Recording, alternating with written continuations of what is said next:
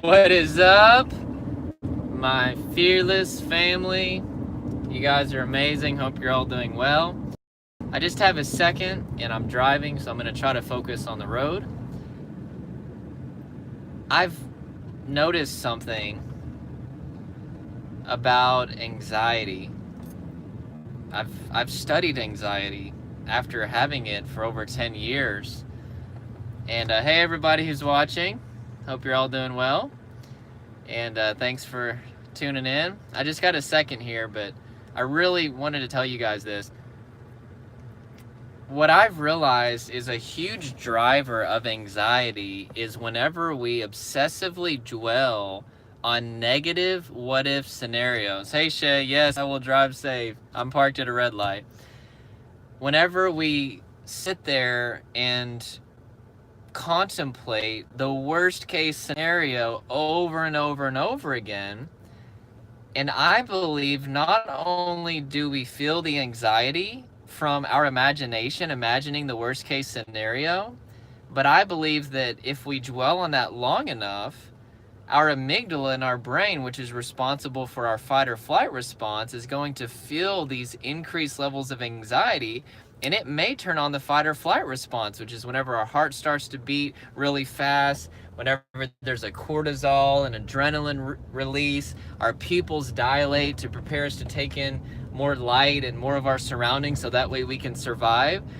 So here's what you do is you flip the script on this and you actually contemplate the best case scenario instead of thinking, well, like with depersonalization, derealization, maybe you're always thinking, well, what if I have it forever? What if it gets worse? Or any anxious symptom that you have, you may be thinking, well, what if I always have this? What if I'm in public and I have a panic attack? Or what if I never can have a job? There's all these negative what if scenarios that our anxiety can cause us to dwell on.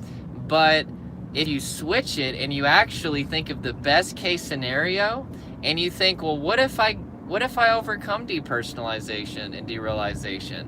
What if I go out in public and there isn't a panic attack and I have a lot of fun? What if I have an amazing life? And just literally just think the best case scenario and visualize. There's such a power in visualization. Visualize yourself overcoming the thing that you're currently struggling with, and even say it out loud. What if I overcome this? What if everything works out perfectly? And I'm telling you guys, this is a tried and tested method. I've used this continually. I was actually on an airplane. Sorry, I got a call. But I actually was on a commercial flight and there was some turbulence. And all of a sudden I started to contemplate, well, what if the engine stops? What if the plane crashes? And I started to be like super anxious, but then I was like, what if everything is fine? What if the plane lands safely? What if I go back to my family and everything's great, and all of a sudden the anxiety started to lower? So this is a powerful technique. Use it. I doubt that I created it, but I call it the mind shift technique. I talk about this in my e-course, but use it. Contemplate the best case scenario instead of the worst case scenario. Whenever you're starting to feel yourself, just dwell on these anxious what if scenarios. Think the best what if scenarios. All right, you guys are amazing. Thank you so much for watching. If this helped you, throw me some thumbs up so this will help rank better in YouTube. And if you're not part of the Fearless family, please click the subscribe button for more videos on how to lower anxiety, overcome depersonalization, derealization. I've got a bunch of other cool stuff planned. Thank you so much for everybody who's watching. I've got to focus on the road, so some of you sent some questions. But anyway, talk to you. Let's see if I can click this off.